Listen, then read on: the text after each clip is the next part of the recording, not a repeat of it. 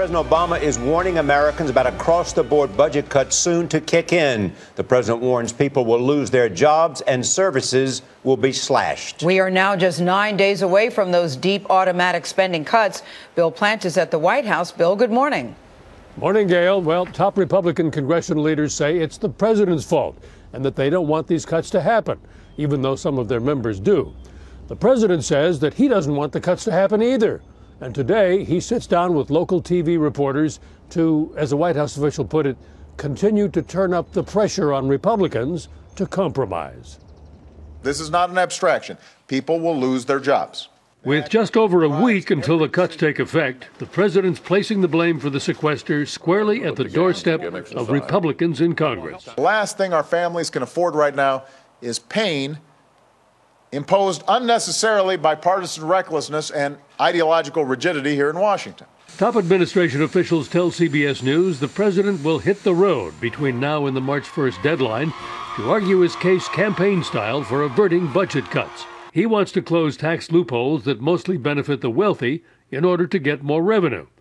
If the sequester takes effect, it will mean $1.2 trillion in automatic across-the-board spending cuts, including $46 billion of the military's budget for this year. Republicans continue to insist that if that happens, it's the president's fault, not theirs.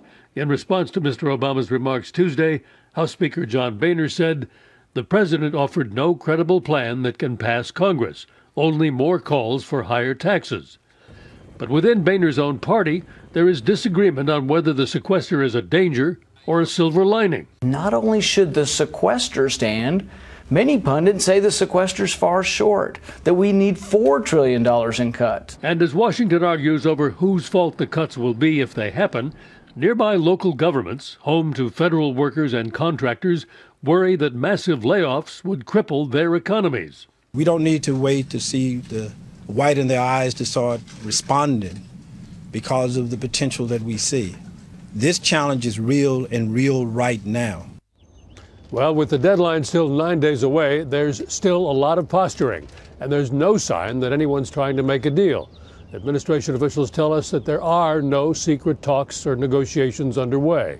And the reason for that, of course, the Obama administration thinks it's winning this debate, and that public pressure will force Republicans to give in. Charlie, Gail? Bill Plante, thanks.